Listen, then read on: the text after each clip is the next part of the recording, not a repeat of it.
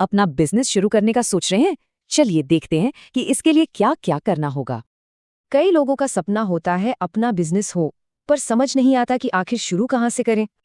तो पहला फेज है फाउंडेशन का, मतलब आइडिया और एक मजबूत प्लान। सबसे पहले खुद से ये पूछना जरूरी है कि क्या ये सिर्फ एक जोश है या वाकई में एक जुनून है। फिर ये देखना है कि फील्ड की नॉलेज कितनी है। अगर कम है तो पहले सीखना जरूरी है। बिजनेस का मतलब रिस्क तो है ही, तो क्या पैसों के नुकसान और टेंशन के लिए दिमागी तौर पर तैयारी है? और हाँ, क्या शुरू के कुछ महीने बिना मुनाफे के गुजारा हो सकता है? एक दमदार आइडिया ही सब कुछ है। ऐसा आइडिया जिसमें दिलचस्पी भी हो और मार्केट में डिमांड भी। अगर बिजनेस एक गाड़ी है तो समझिए बिजनेस प्लान उसका जीपीएस है, रास्ता यही दिखाता है। इस प्लान में सब कुछ साफ साफ होना चाहिए, लक्ष्य, ग्राहक, बजट और टाइमलाइन। अच्छा, अब आते हैं दूसरे फेज पर, तैयारी, यानी कि पैसा और कानूनी काम। फंडिंग के कई ऑप्शन हैं, अपनी सेविंग्स, दोस्त, लोन या इन्वेस्टर्स। शुरुआत कम खर्चे से करें।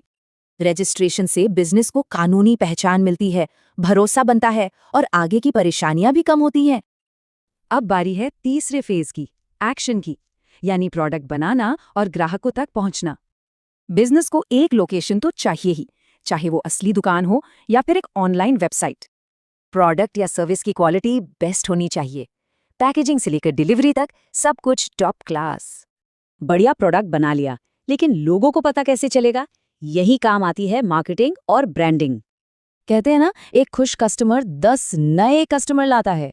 कस्टमर सर्विस इसीलिए सबसे जरूरी है। कस्टमर का भरोसा कैसे जीतें?